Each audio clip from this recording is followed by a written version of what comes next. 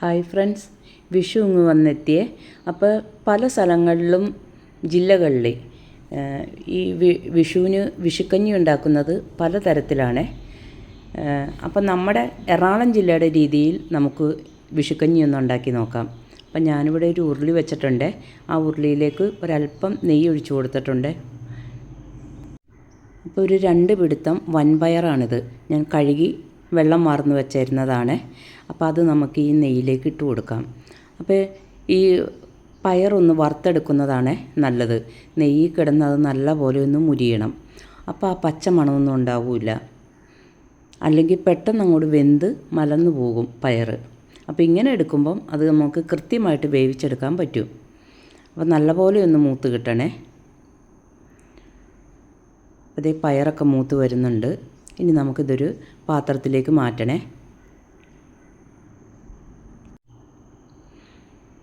അപ്പോൾ നമ്മൾ ഇതിൻ്റെ മൂപ്പൊന്ന് കടിച്ചിട്ടുണ്ടെങ്കിൽ ഇങ്ങനെ പൊട്ടണം ശരിക്കും നല്ല പോലെ. അതാണ് അതിൻ്റെ ആ ഒരു മൂപ്പ്.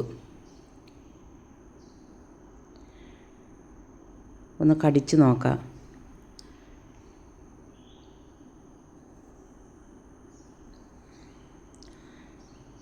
കരിഞ്ഞൊന്നും പോവരുത്. അപ്പോൾ ഇത് നല്ലതുപോലെ മൂത്ത് കിട്ടിയിട്ടുണ്ട്.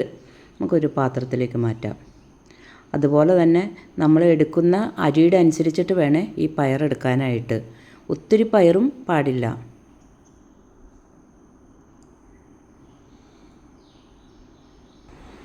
ഇനി ഞാൻ ഇവിടെ അരി കഴുകി വെള്ളം വരാൻ വെച്ചിട്ടുണ്ടായിരുന്നു. ഇത് ഉണക്കലരിയാണ്. അത് നമുക്കൊരു കുക്കറിലേക്ക് ഇട്ട് കൊടുക്കാം.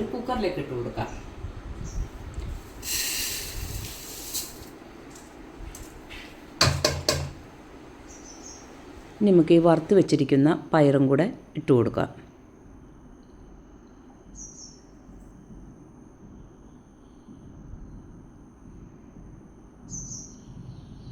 ഇനി നമുക്ക് തേങ്ങ പിഴിഞ്ഞ് വെച്ചിട്ടുണ്ട്. 2 തേങ്ങ പിഴിഞ്ഞ് വെച്ചതാണ്.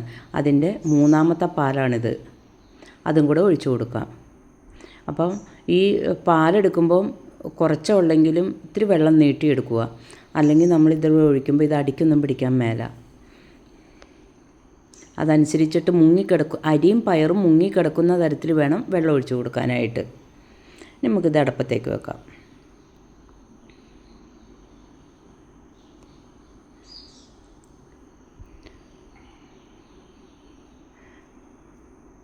അപ്പോൾ ഒരു 4-5 വിസിൽ കേട്ടിട്ട് ഓഫാക്കി ഇടുക. എന്നിട്ട് ആവിയൊക്കെ പോയതിന് ശേഷം എടുത്താൽ മതി.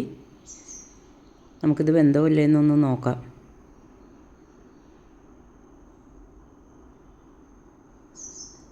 നല്ലപോലെ അങ്ങോട്ട് വെന്തില്ലെങ്കിലും ഈ പയർ നല്ലപോലെ വെന്തിട്ടുണ്ട്. ഈ അരി ഉണക്കലരി ആയതുകൊണ്ട് ഇത്തിരി വേവാൻ ബുദ്ധിമുട്ടുണ്ടാകുമല്ലോ. അപ്പോൾ നമുക്കിതൊരു ഉരുളിയിലേക്ക് ഇട്ട് കൊടുക്കാം.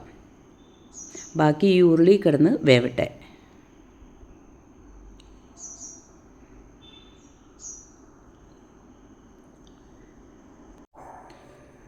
ഇനി നമുക്ക് 2ാമത് പിഴിഞ്ഞ് വെച്ചിരിക്കുന്ന പാലും കൂടെ ഒഴിച്ചു കൊടുക്കാം. ഞാൻ കുറച്ച് നീട്ടിയാണ് എടുത്തിരിക്കുന്നത്. എന്നുവെച്ചാൽ വെള്ളത്തിൻ്റെ പ്രശ്നം ഉണ്ടാകാതിരിക്കാൻ വേണ്ടിയിട്ടാണ് ഈ വെള്ളം ഒഴിക്കുമ്പോൾ ഇത്തിരി നീട്ടി അടിച്ചിട്ടെടുത്തത്. എന്നിട്ട് നല്ലപോലെ ഇളക്കി കൊടുക്കണേ. അത് നല്ലപോലെ ഒന്ന് വേവട്ടെ. ഇത് വെന്തതിന് ശേഷം മാത്രമാണ് ശർക്കര ഒഴിക്കാവുള്ളൂ. ഒത്തിരി അങ്ങോട്ട് വെന്ത് കുഴഞ്ഞും പോകരുത്. ഇതിപ്പോൾ നല്ലപോലെ തിളച്ച് ആ ഒഴിച്ച വെള്ളമൊക്കെ നല്ലപോലെ പറ്റിയിട്ടുണ്ട്. ഇതിലേക്ക് ഒരു നുള്ളു ഉപ്പും കൂടി ഇട്ട് കൊടുക്കണേ. പിന്നെ ഉപ്പിടുമ്പോൾ സൂക്ഷിക്കണം. ചില ശർക്കരക്ക് ഉപ്പ് കൂടുതലായിട്ട് ഉണ്ടാവും. അപ്പോൾ അതനുസരിച്ചേ ഉപ്പിടാവുള്ളൂ. എന്നിട്ട് നല്ലപോലെ ഇളക്കി കൊടുക്കണേ. ഇത്തിരി ഉപ്പിട്ടാലാണ് ഒരു ടേസ്റ്റ് കിട്ടുള്ളൂ. അല്ലെങ്കിൽ ഒരു പച്ച ചൊവയായിരിക്കും. ഇനിയിതേ ശർക്കര എടുത്തു വെച്ചിട്ടുണ്ടായിരുന്നു. അത് ഞാൻ ഉരുക്കി അരിച്ച് വെച്ചിരുന്നതാണ്. അപ്പം ഞാനിവിടെ ഒരു 3/4 കിലോ ശർക്കരയാണ് എടുത്തിരിക്കണേ. അതിന് മധുരം കുറവായിരിക്കും. അല്ലെങ്കിൽ 1 കിലോ ശർക്കര ഉപയോഗിക്കണേ. ഞാനിപ്പോൾ ഇവിടെ 1/2 കിലോ ഉണക്കലരിയാണ് എടുത്തിരിക്കണേ. എന്നിട്ട് നല്ലപോലെ ഇളക്കി കൊടുക്കണം. ആ ശർക്കര കിടന്നൊന്ന് വേവട്ടെ.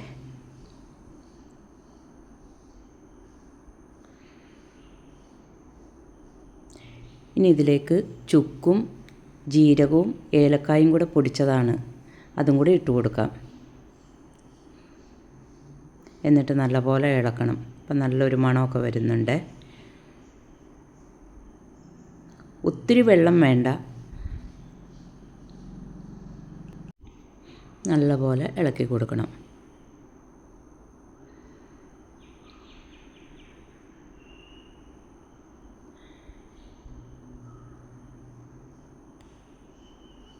ഇനിയിപ്പോൾ ഇതിലേക്ക് വേണമെങ്കിൽ ഒരല്പം നെയ്യും കൂടെ ഒഴിച്ചു കൊടുക്കാം.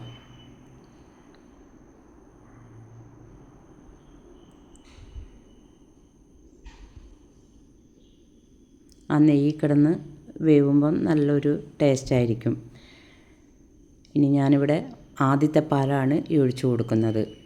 അതും കൂടെ ഒഴിച്ച് അധികം തിളയൊന്നും വരണ്ട, നല്ലപോലെ ഇളക്കി ഇങ്ങോട്ട് എടുത്താൽ മതി. ഈ ചട്ടിയുടെ ചൂടിൽ തന്നെ കിടന്നത് ആ പച്ചമണമൊക്കെ ഒന്ന് മാറിക്കിട്ടുവേ.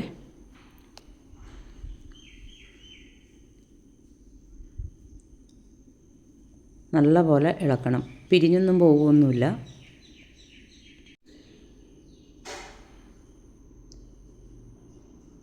അപ്പോൾ അത് നല്ലതുപോലെയൊക്കെ മിക്സായിട്ടുണ്ട്.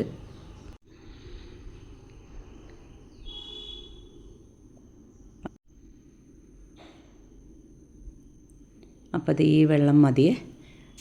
ഇനി ഇത് ചൂടാറുമ്പോഴത്തേനും നല്ലപോലെ ഒന്ന് കുറഞ്ഞ് കിട്ടും. ഞാൻ ഇതൊരു ചട്ടി അടുപ്പത്ത് വെച്ചിട്ടുണ്ട്. അതിലേക്ക് ഒരു 2 സ്പൂൺ നെയ്യ് ഒഴിച്ചു കൊടുക്കാം.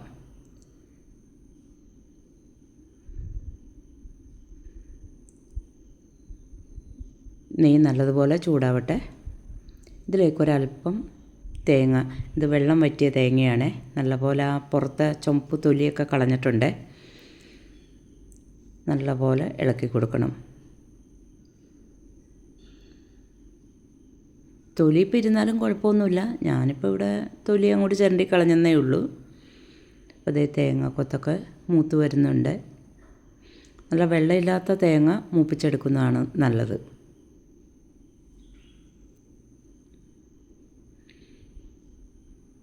ഇനിയിപ്പോൾ ഇത് കോരി മാറ്റിയിട്ട് വേണം മറ്റുള്ളതൊക്കെ ഇട്ട് കൊടുക്കാനായിട്ട്, അല്ലെങ്കിൽ അങ്ങോട്ട് കരിഞ്ഞു പോകുവേ. അപ്പോൾ അതേ നല്ല ചുമന്ന നിറം വന്നിട്ടുണ്ട്. ഇനി നമുക്കിത് കോരി മാറ്റാം.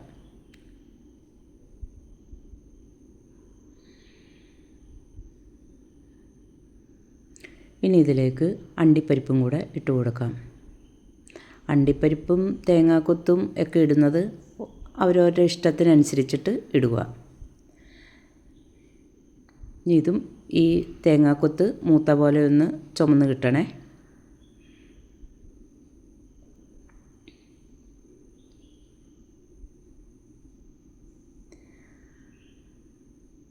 ഒത്തിരി അങ്ങോട്ട് വങ്ങിപ്പോവണ്ട.